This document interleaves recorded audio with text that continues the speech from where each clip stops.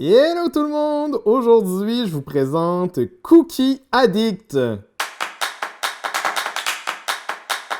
Ben oui, toi, Cookie Addict, un petit jeu de chez Luby, une boîte que je connaissais pas, qui nous a été envoyée par BlackRock, on les salue, qu'on aime beaucoup, hein? Un petit jeu de 20 minutes, 2 joueurs, 10 ans et plus, un petit jeu familial où est-ce qu'on va jouer ma foi, un raton laveur puis un chat, c'est quoi? C'est un renard? Je sais pas. Mais c'est un fan de biscuits, en tout cas. Puis ça tombe bien parce que moi aussi.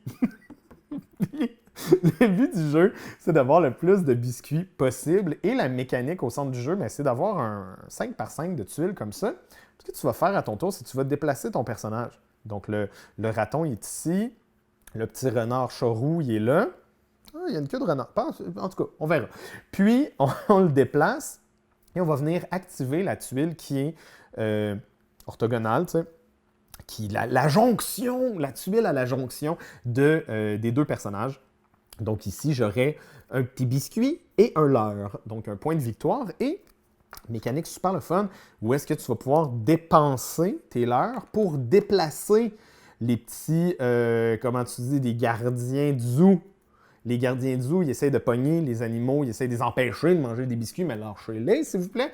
Alors, tu vas pouvoir déplacer tes leurres, en dépensant tes leurres, tu vas pouvoir déplacer les gardiens pour bloquer les tuiles intéressantes, éventuellement, pour ton adversaire et te les réserver à toi-même pour plus tard.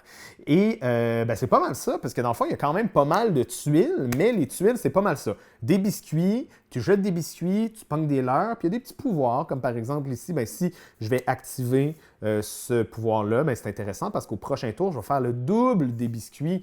Fait que si je me déplace puis je réussis à aller chercher, par exemple, le 4 biscuits ici, j'en ferai 8. C'est beaucoup de points, ça.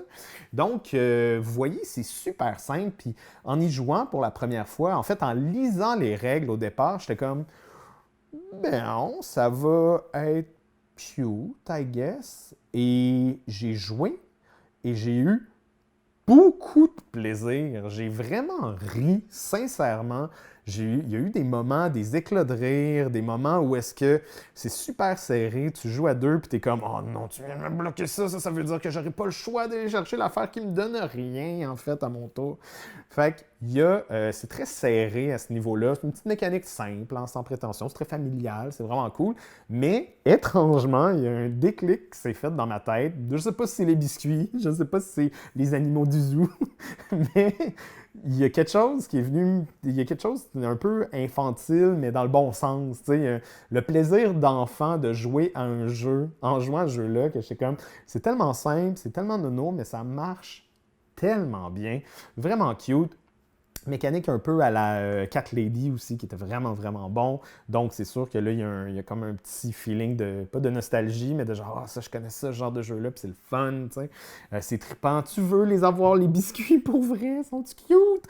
Tu veux les avoir. Puis, il y a quelque chose aussi, fondamentalement, qui fonctionne entre la thématique puis la mécanique de genre OK, je bouge là parce que je m'en vais là. Puis là, oh non, lui, il me court après. Oh non, il va peut-être me pogner. Il m'empêche, là, il me fait perdre un biscuit, le petit maudit. Fait que, tu sais, ça reste que c'est un souk à la corde, là. Ça reste que c'est un jeu de genre, j'en prends un petit peu, je t'en enlève un petit peu.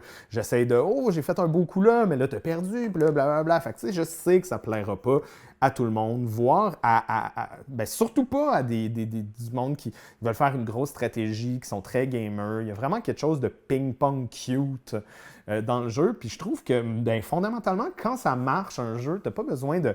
T'as vraiment un feeling de complétion avec ce jeu-là. T'as vraiment le feeling de tu joues, puis t'es comme, mais crime, ça marche, puis je rejouerai, puis je vais avoir encore du fun, tu sais.